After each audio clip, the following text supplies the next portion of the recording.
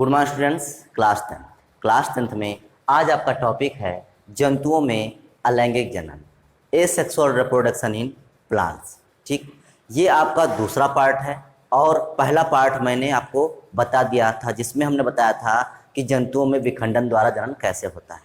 ठीक, तो इसमें आपके जो नेक्स्ट बचे थे दूसरा और तीसरा पार्ट वो मैं आपको बता दूंगा इसमें। जैसे दूसरा पार्ट आपका है कलिकोत्पादन या मुकुलन या इंग्लिश में से क्या कहते हैं बडिंग। ठीक, तीसरा आता है आपका पुनरुद्भवन, इंग्लिश में से बोलते हैं रीजनरेशन। ठीक, तो इन दोनों को हम इसमें जान लेंगे और आज आपका ये जो टॉपिक है जंतुओं में अलैंगिक जनन ये समाप्त हो जाएगा। इसके बाद जो टॉपिक आपका आएगा जंतुओं में लैंगिक जनन का आएगा। ठीक, तो चलिए देखते हैं क्या होता है कलिकोत्पादन या मुकुलन, ठीक, या बडिंग। ठीक, तो देखिए कलिकोत्पादन या मुकुलन या बडिंग हमने आपको पहले ही बताया है।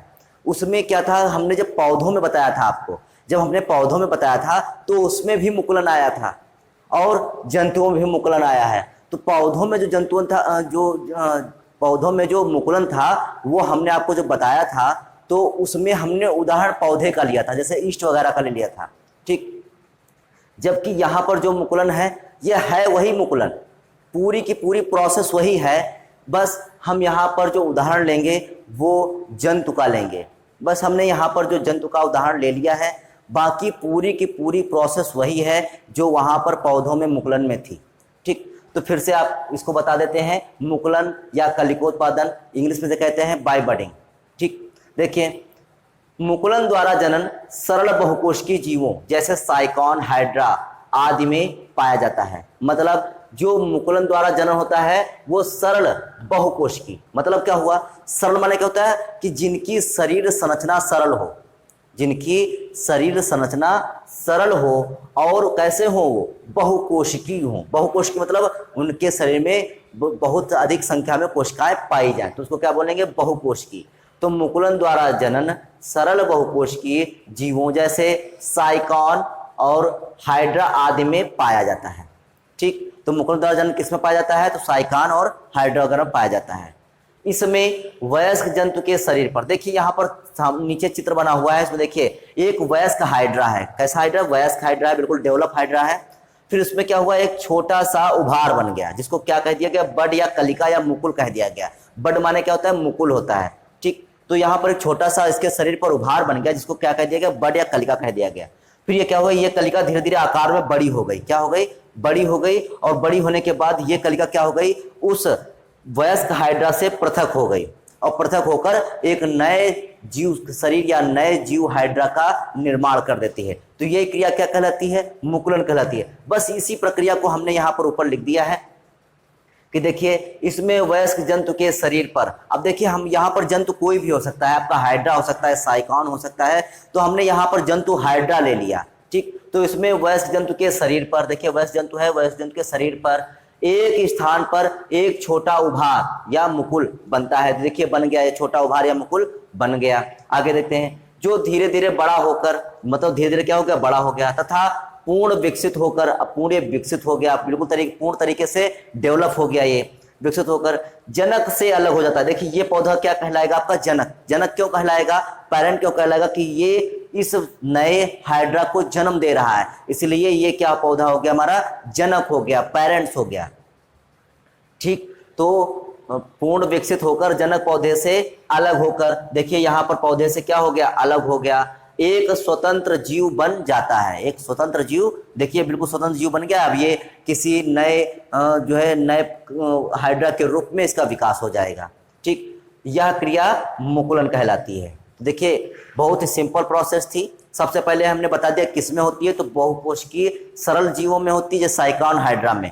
इसमें होता क्या है कि जो एक वयस्क जीव होता है उसमें, उस पर क्या होता है, उस पर एक स्थान पर छोटा सा उभार बन जाता है जिसको जो बड या कलिका कह देते हैं, और फिर उसके बाद क्या होता है, वो आकार में बड़ा हो जाता है और फिर वो टूट जनक पौधे, जनक जो जनक जीव है उससे क्या होता है, पृथक हो जाता है और पृथक होकर क्या करता है, एक नए हाइड्रा का निर्माण करता है। ठीक, अब आगे देखते हैं नंबर 3 पुनरुद्भवन।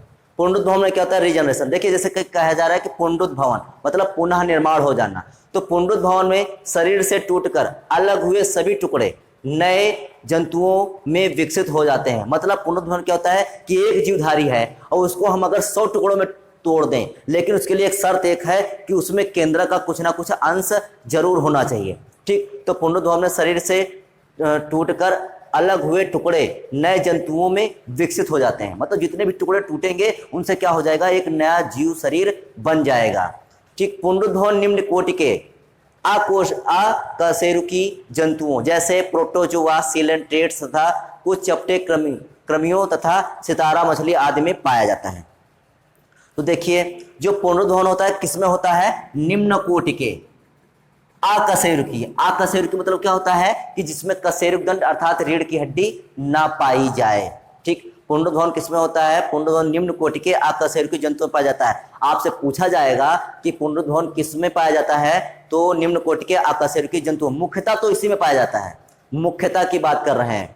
ठीक, जैसे कुछ प्रोटोजोअन्स। अब प्रोटोजोअन्स आपको पता ही होगा, प्रोटोजोअन्स का मतलब क्या होता है, जैसे अमीबा, पैरामीशियम, ये सब हो गए। सीलेंट्रेट्स, तो देखिए आपका जो सीलेंट्रेट्स आता है तो उसमें आपका हाइड्रा वगैरह आ गया। ठीक, हाइड्रा, देखिए ये भी जो मुकुलन है एक प्रकार का पुनरुद्भवन ही है। पुनरुद्भवन क्या कि ये टुकड़ा जो टूटा था ये पूरा पूरा अपनी कोशिकाओं को विभाजित करा के एक नया जीव शरीर बने, मतलब मुकुलन भी एक प्रकार का पुनरुद्भवन ही है।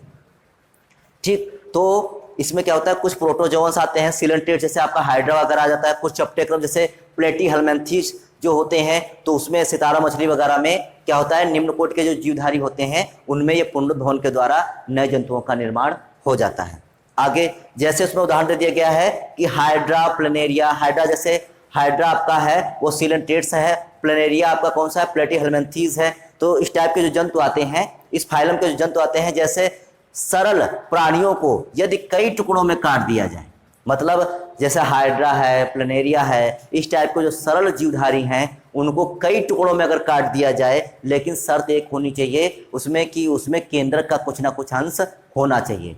ठीक, तो टुकड़ों में काट दिया जाए तो प्रत्येक टुकड़ा विकसित होकर एक पूर्ण जीव का निर्माण कर देता है और यह क्रिया पुनरुद्भवन कहलाती है। देखिए जो अलैंगिक जनन है उसमें एक तरीके से पुनरुद्भवन ही होता है, क्योंकि उसमें कोई जीव का एक टुकड़ा होता है और उससे एक नए पूरे शरीर का विकास हो जाता है। तो इस प्रकार की एक पूरी प्रक्रिया पुनरुद्भवन होती है। जैसे आपने कुछ उच्च कोटि के रेप्टाइल्स वगैरह में देखा होगा, जैसे छिपकली वगैरह देखी होगी, तो छिपकली में क्या होता है कि अगर उसकी पूंछ कट जाए तो कुछ दिन बाद उसकी पूंछ पूरी तरीके से विकसित हो जाती है। ये रेप्टाइल्स होते हैं। ठीक, तो इसमें क्या होता है कि उनके शरीर में पुनः उस पूंछ का निर्माण हो जाता है, तो उनमें भी एक प्रकार की पुनरुद्भवन ही क्रिया प्रारंभ होती है। जो उच्च कोटि के जंतु होते हैं जैसे मनुष्य है और ये बाकी और जैसे बंदर, भालू, ये सब जो उच्च कोटि के कशेरुकी जंतु हैं इनमें भी पुनरुद्भवन होता है, लेकिन इनमें पुनरुद्भवन से नए जीव शरीर का निर्माण नहीं हो सकता, नए जीव शरीर का निर्माण नहीं हो सकता। बस ये है कि थोड़ा बहुत कोशिकाओं का डेवलप हो जाता है। जैसे अगर आपकी उंगली कट जाए तो वहां पर एक नई उंगली नहीं बनेगी, बल्कि जो वहां पर कोशिकाएं हैं तो वो कोशिकाएं उस घाव को भर देंगी और भरने के बाद वो आपका अंग उतना ही रहेगा। ठीक, तो इस प्रकार से मनुष्य में भी या जंतुओं में भी पुनरुद्भवन पाया जाता है, लेकिन वो बहुत कम पाया जाता है।